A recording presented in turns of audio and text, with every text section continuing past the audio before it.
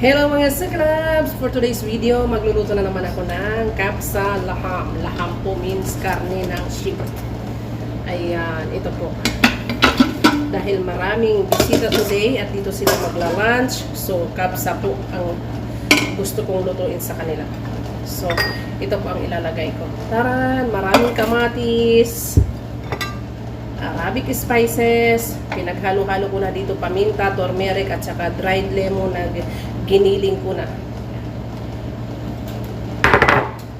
Tapos ito po iba't ibang klase ng herbs. Lagay ko rin siya dyan at maglalagay din po ko ng asin.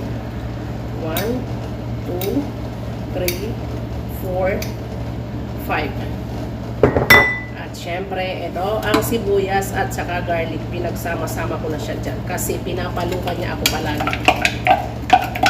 Ito talaga yung nagpapaiyak sa akin. At maglalagay na rin po ako ngayon ng cooking oil. See? At ngayon, isasalang ko na po siya. Habang nakasalang ko yung karne, puhugasan ko na po yung rice ko. Kasi kailangan dito, ibabad siya ng mga 30 minutes or more para mas humaba yung higla ng bigas. Tapos po, yung paghugas nito kailangan ganyan lang. Hindi mo siya lalamasin para hindi madurog yung rice.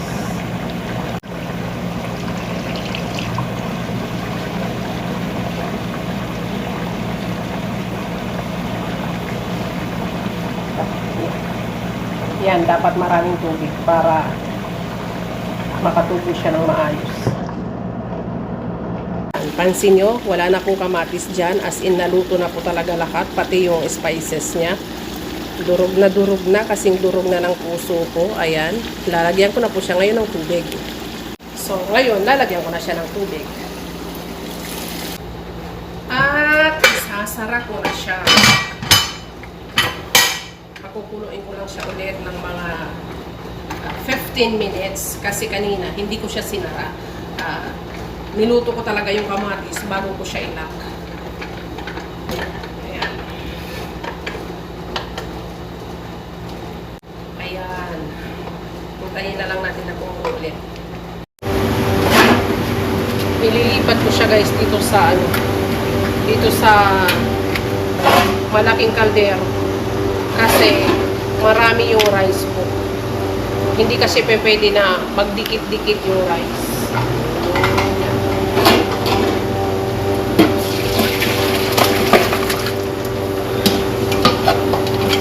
Ouch!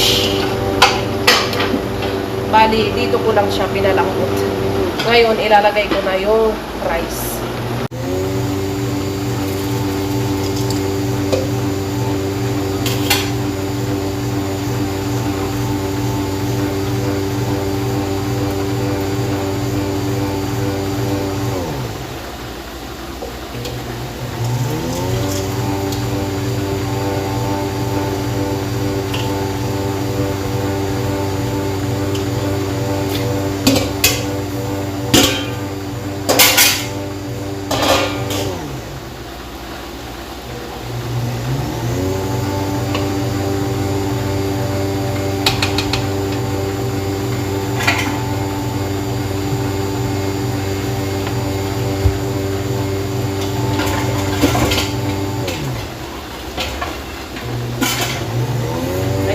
Dapat kung ano ang sukat ng tubig ay ng rice, hindi masyadong marami yung tubig para hindi siya maging malambot yung rice. Kailangan kasi dyan medyo matigas ng konti yung rice. Hindi naman totaling matigas, pero luto siya.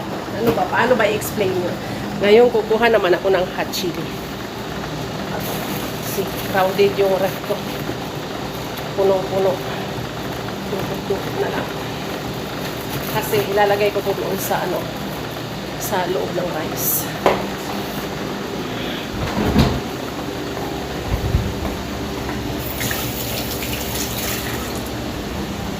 Nahilo-hilo na yung camera ko. Ayan. See? Parang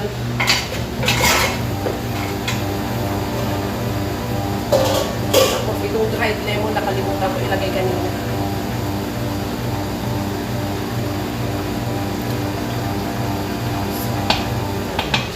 hanggang maluto. Kapoy mga sukilaps, ang ingay ng kusina ko, yung ingay ng aircon, yung ingay ng pressure cooker minsan, takas yung ingay ng ng mixer, nagbibig kasi ako para mamayang hapon naman tinapay. Ayan guys, luto na, taran! Wow, sarap niyan.